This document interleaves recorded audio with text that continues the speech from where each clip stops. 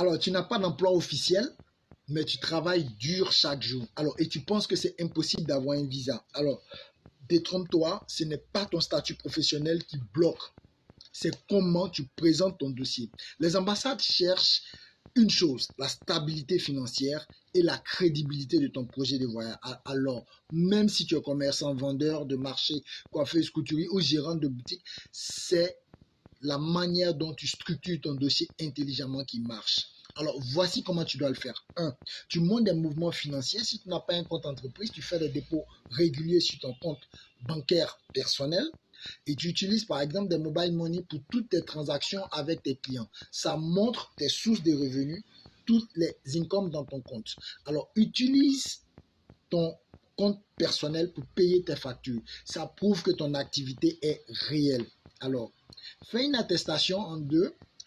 Rédige une lettre simplement signée par le président de ton marché ou encore si tu appartiens à un syndicat, tes fournisseurs ou même un client fidèle. Ça prouve que ton activité professionnelle, même sans le registre de commerce, est important. Mais cependant, il faut savoir impérativement que tu dois te régulariser pour être en règle avec les lois dans ton pays. Ça montre que tu respectes les règles. Et cela peut te prendre du temps, mais si ton projet est important, tu te donnes les moyens. Dans cette dynamique, tu gagnes doublement en structurant ton activité, tu améliores tes performances et tu deviens beaucoup plus crédible aux yeux de tes clients et notamment de la société et de ta banque, ce qui est tout bénéf pour toi. Alors, enfin, tu valorises en montrant que ton voyage est clair. Tu dis clairement que c'est un voyage touristique pour te ressourcer, réaliser un rêve d'enfance et pourquoi pas découvrir d'autres marchés, préparer de futurs partenariats si possible. On est à l'heure du digital. Alors pour ce faire, tu devras joindre des preuves de réservation d'hôtel,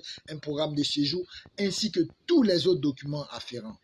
Alors, par exemple, j'ai pu voir une vendeuse de pagne et même un couturier qui ont obtenu leur visa simplement parce que leur dossier était cohérent, bien expliqué. L'ambassade ne cherche pas ton diplôme. Elle ne cherche pas à savoir d'autres informations, mais c'est plus ta stabilité et ta transparence. Alors ne laisse jamais ton statut t'arrêter. Le visa n'est pas réservé qu'aux fonctionnaires ou aux employés ou aux entrepreneurs. Il est réservé aux gens sérieux, bien préparés.